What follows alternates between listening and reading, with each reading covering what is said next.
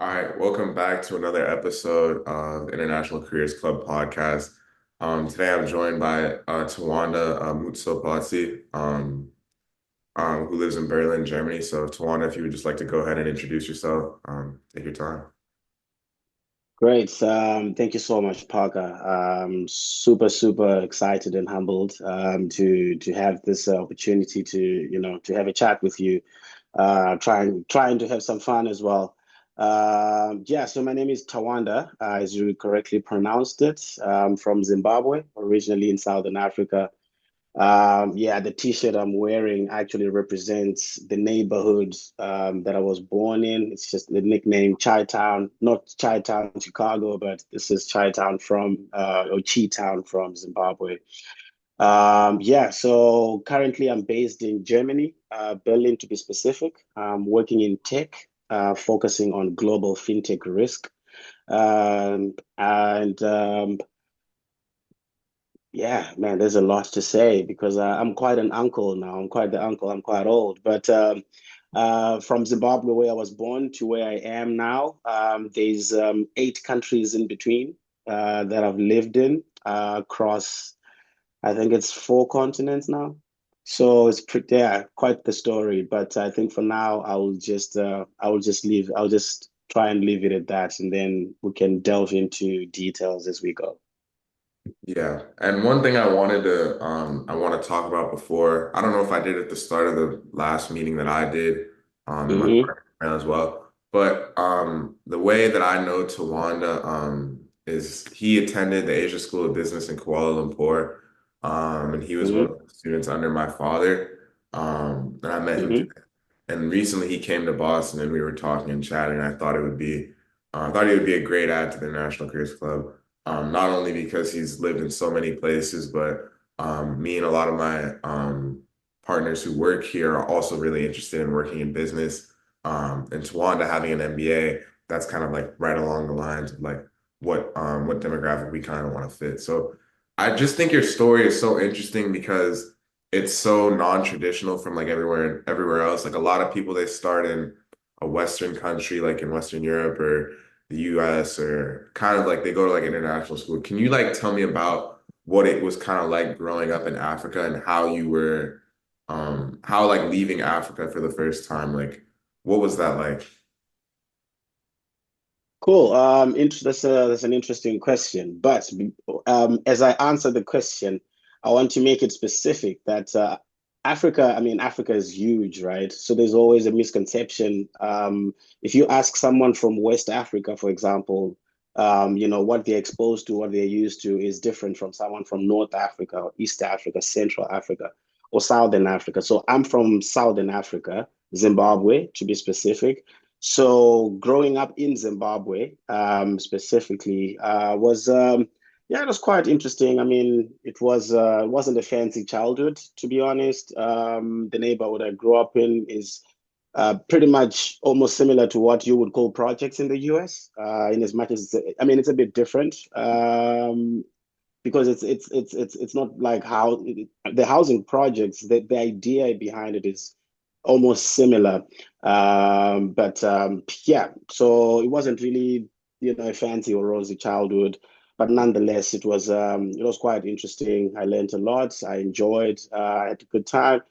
And I think Going into high school, I was at a boarding school, two Christian boarding schools actually in high school.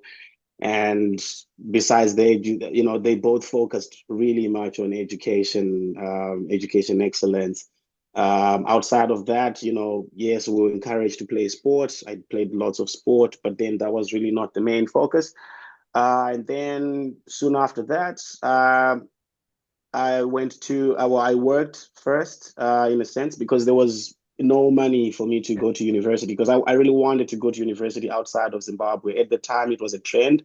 So pretty much most of my peers were leaving the country, but you had to afford, to be able to do that. And for me, unfortunately, there was no funding for it. So I had to actually work first to take myself through university, which is what I did. So I worked in a bank in Zimbabwe for the first 2.5 years after high school. raised enough, and then I moved to South Africa to continue with the education because it was distance university education with the University of South Africa, and that's where I did my bachelor's in financial management, and then I just lived and worked in South Africa for the next 10 years. After I left Zimbabwe at pretty much 19, 20, I think I was 20 years of age when I left.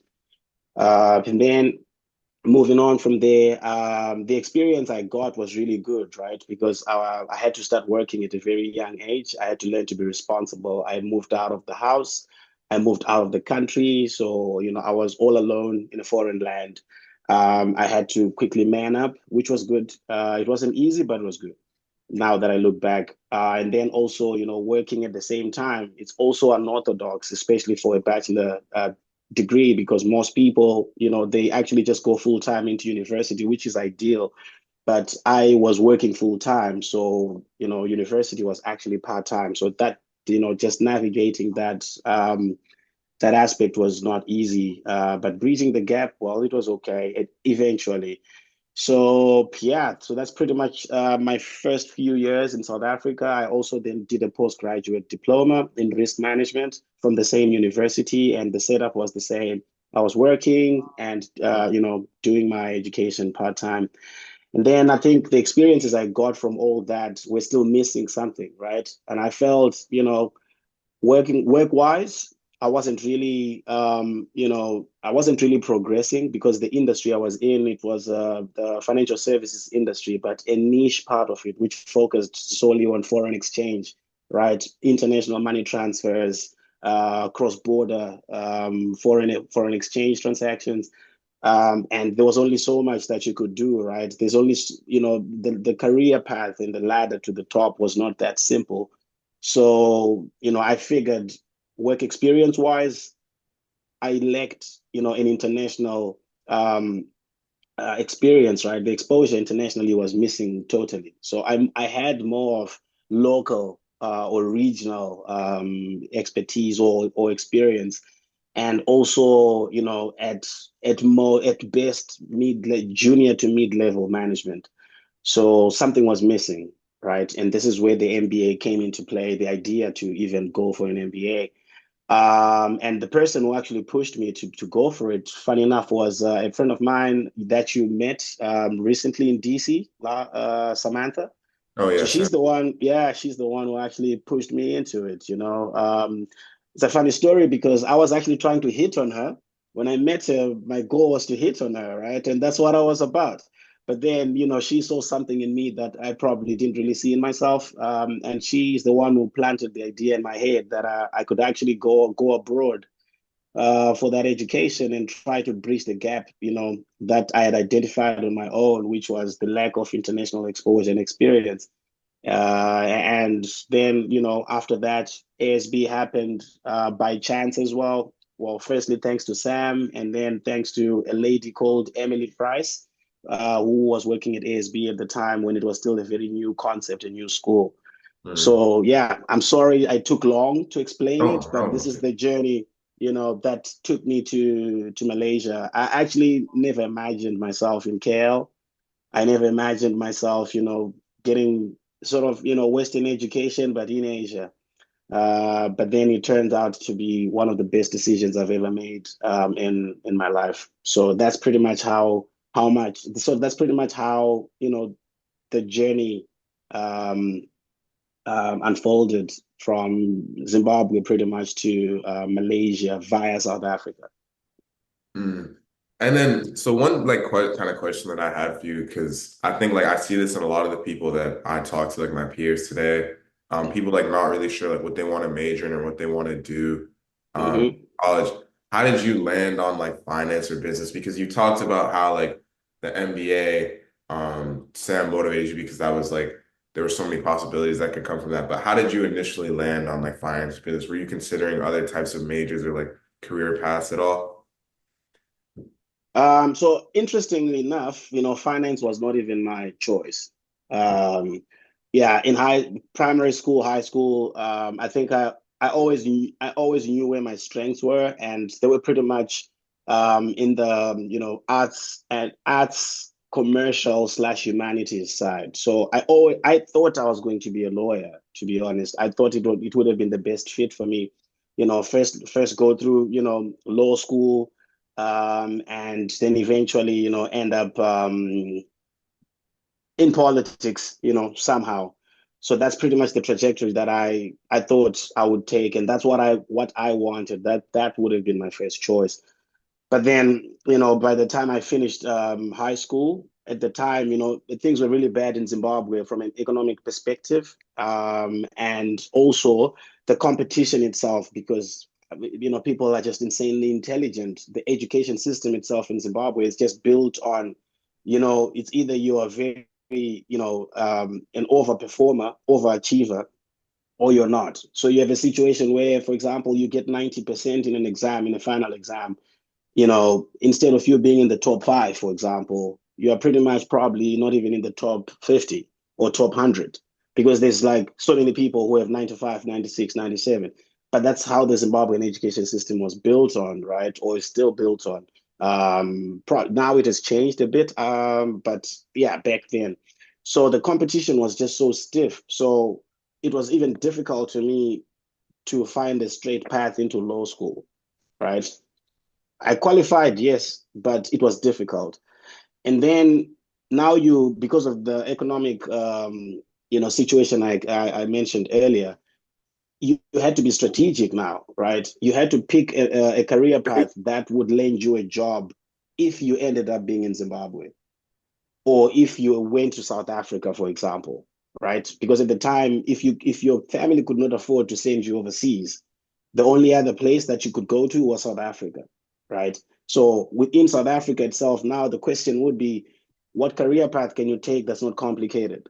So law was going to be complicated for me in South Africa at the time, because even if I studied law in a South African university, it was not going to be easy for me to practice law in South Africa soon after that. I still had to go back to Zimbabwe, and then go through a process before I probably could be able to go back to South Africa. So it was going to be a longer path.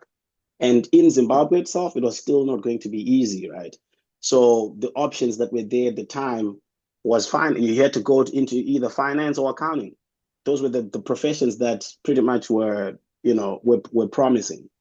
So everyone was going into either, or not everyone, but the majority were either going into finance, accounting, right? Finance, accounting, or you would go into like just go into medical school, which I think was the most popular, or still is the most popular. I don't know about now, but back then. So that's pretty much how I then eventually settled on finance. But I only settled on finance because I thought, okay, the majority of my friends are doing accounting, so I thought, okay, let me do something different. And then, I just looked at the module, I just looked modules, the curriculum, and I thought, okay, there's lots of fancy titles in there, so let me just, let me go into finance. Maybe I'll be unique, maybe I'll be different. But it's not something that I actually set out to do. It's not something that I planned. And also, I think the experience of having worked in a bank now soon after high school, like the period that I worked soon after high school in a bank, I think it also just contributed to me going into finance, because I think I was already now in the system.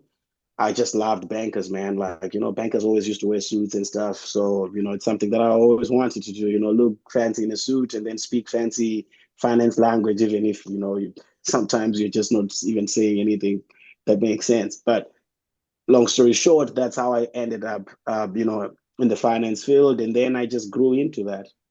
Mhm. And you talked Yeah. about like kind of how like a lot of like in Zimbabwe it's like very very competitive. Like what kind of like cultural like values from Zimbabwe do you find like most like influential in like your life now, like outside of Zimbabwe? I think the first one, humility, right? So naturally, Zimbabwean culture, naturally mostly pushes you to be humble. It's not the easiest trait, to be honest. It's either you're born humble or you're not. And if you're not, you have to actually learn to be humble along the way. So I think for me, it has taken quite a journey to actually get to a point where, that humility aspect, kicks in because it wasn't automatic for me, unfortunately. But then it came, right? So it's something that I still have. So I can give you a perfect example, right? Um, when you're in the Western world, like for example, my experience at MIT, right, or even at ASB, or now in Europe, people talk about their achievements, right? It, it kind of feels like they're bragging, but they're stating facts. You Mm. know, I was the best in math. I won the math Olympiad. I did this the first time of asking. I got 100% percentile in my GMAT first time of ask. Things like that. At work, they're talking about the achievements. I built this department from scratch. We were making nothing, and now we are making, revenue of 500 million. It's all in. It's all built on you selling yourself, right? How to be the best, salesperson, like in it, like salesperson, but for yourself, right?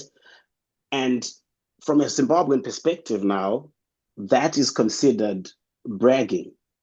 That is considered, being full of yourself. They'll look. It seems like you're not humble.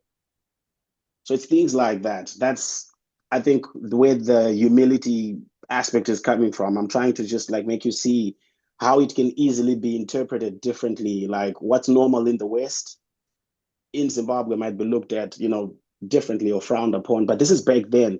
Obviously, things have changed now. The society has evolved. Things have changed. People have moved on. There's a new generation now.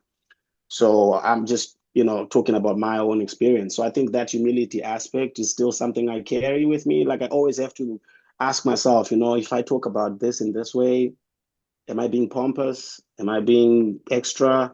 Am I saying more than, I should be saying? So I'm always self-conscious. So there's that. And then the family aspect, right? So our society is like, built on family, heavily built on family. The idea of a family, the idea of friends, right? Just having a big family around you, a network, huge network of friends, people you rely on, people you hang out with, people that, become your soundboards, and vice versa.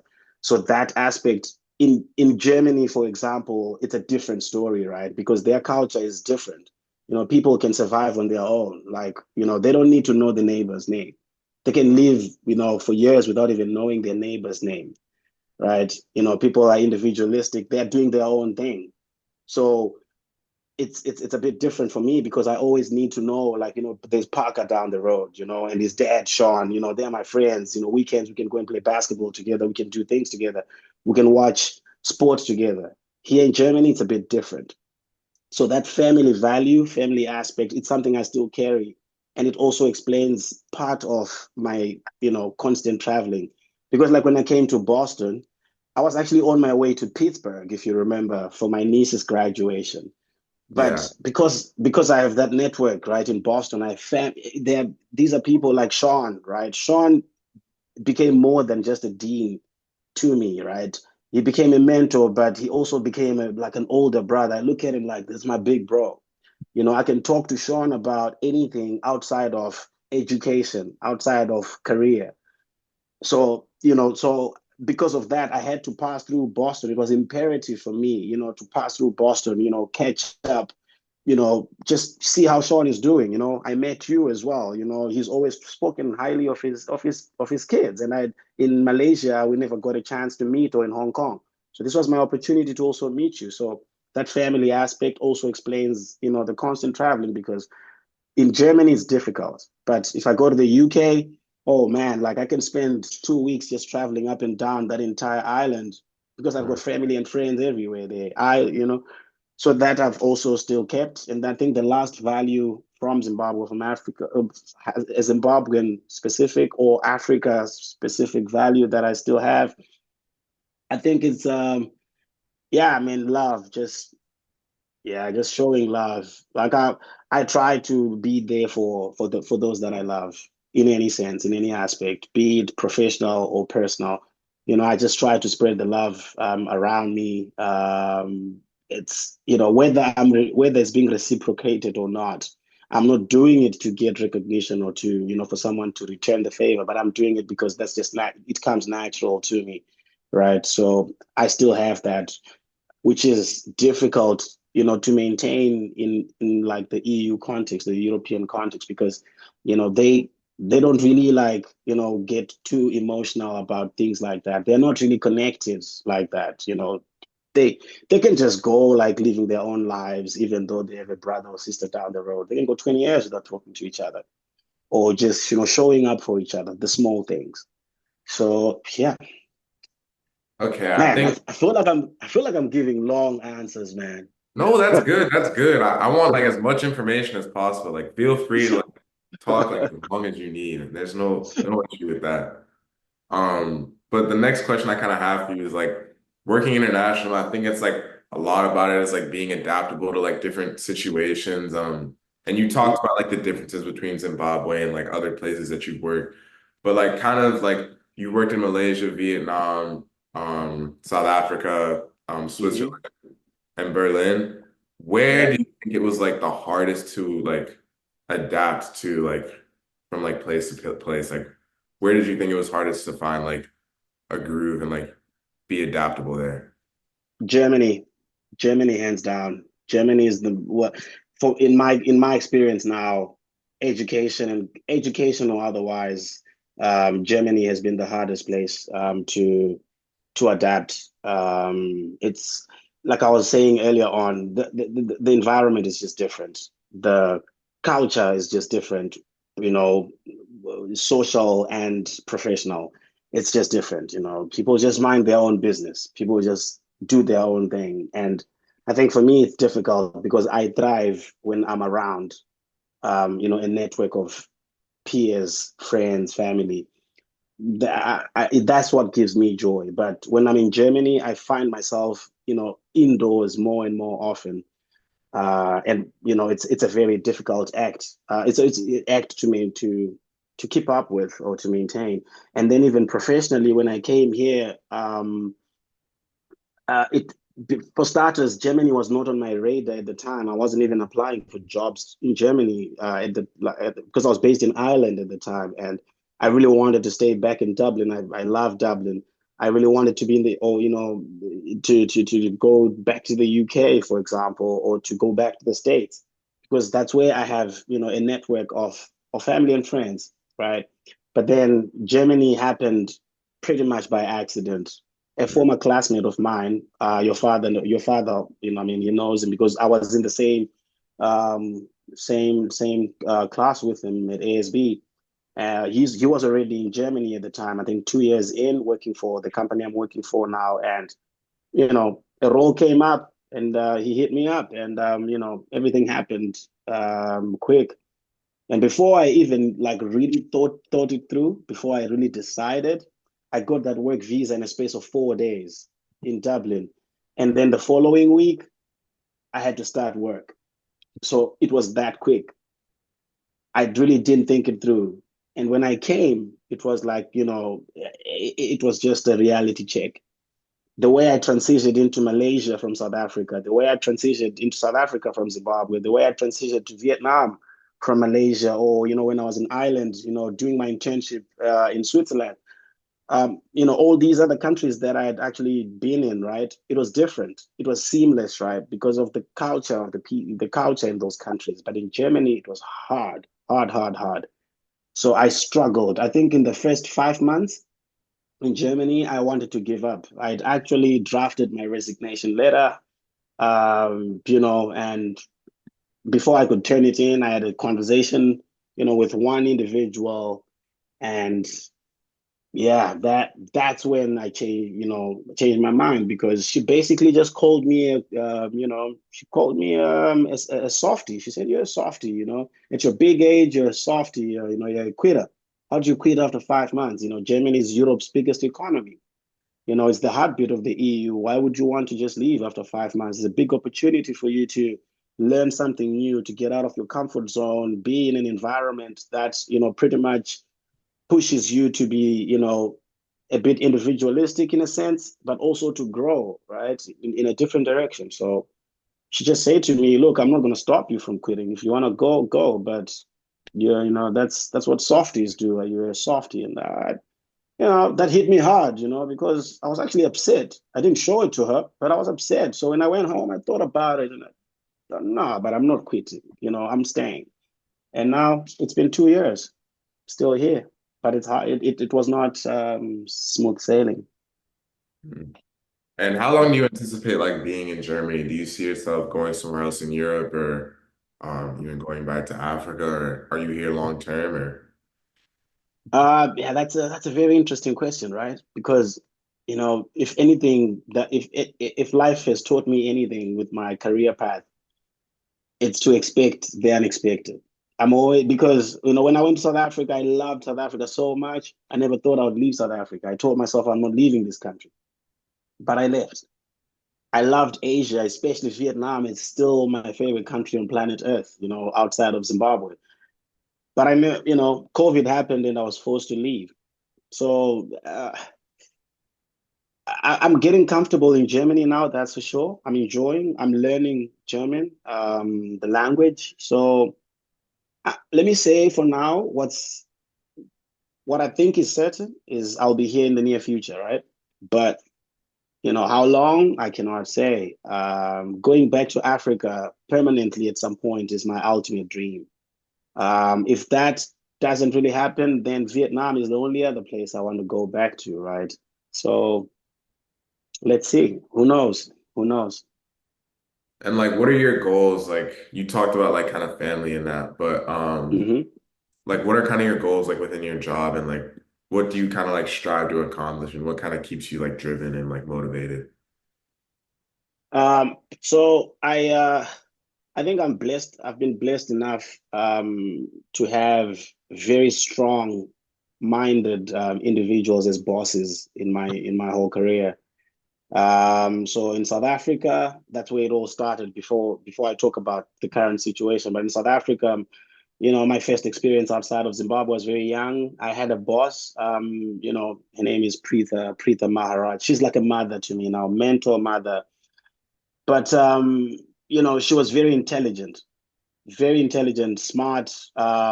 She knew the business. She knew everything in and out, and she taught me everything. I knew in the financial services industry, focusing on cross-border, money transfers. She taught me everything. But in as much as she had a soft spot for me, she was also very tough with me. Very tough. I think she was stricter with me than anyone else and everyone else. And she always had this thing of, I know you can do much more than you're doing now. I know you can do it, but you just don't want to push yourself. You're too comfortable. You're more intelligent than this. Why are you having a lazy mind? Why are you allowing your mind to be, to be lazy like that? Think harder, think outside the box. So she really like pushed me, right, to be more ambitious and to actually, look at myself in a different light. And then transitioning to my current boss now in Germany, she's almost pretty much the same, right? Very, very focused, very intelligent, very smart, knowledgeable as well. And man, she's just a go-getter. She's a go-getter. So I've also learned a lot, from working with her, because what she has done is she's also unlocked another part of me that I never knew existed, right? And it's just that mental toughness, right? She's just made me mentally tough, and um, she's never satisfied.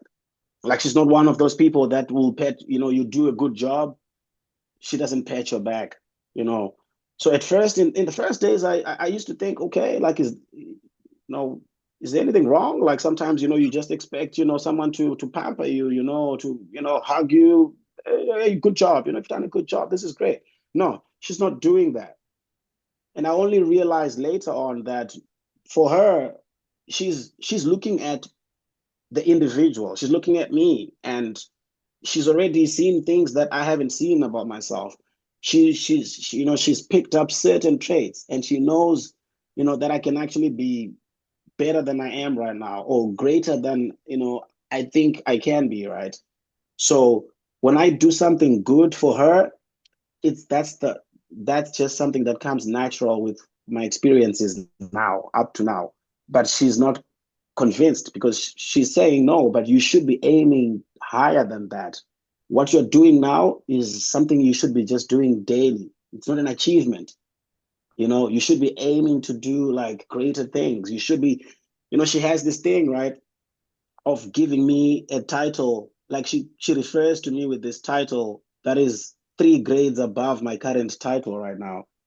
So in individual meetings between me and her, she says that over and over again that, Tawanda, you are, at this level of management. You are this manager, but officially on my title, I'm not even there yet. But for her, that's the level that I am, right? So she's just made me tough mentally. She's made me ask questions. So every time when I'm doing something, I'm asking myself questions that, okay, this is good, but is it good enough? Or, this is better, but then can it be, can I make it 10 times better? So I'm always second guessing. I'm always like, I'm now my biggest critic thanks to her.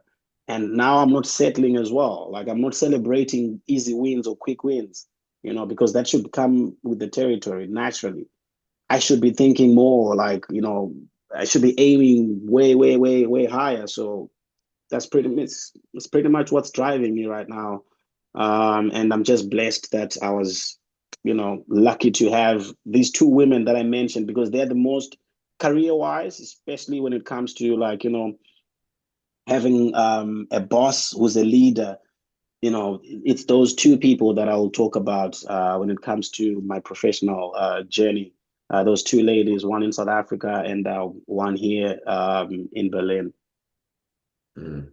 I think that's a really great way to end off the interview, and I really appreciate that anecdote where you're talking about kind of how she drives you and really pushes you to be better because I feel like I have like a similar thing with like my parents and some of the people around me. I think that's who you should surround yourself with if you want to be like successful, right? So I really Hmm. appreciate that.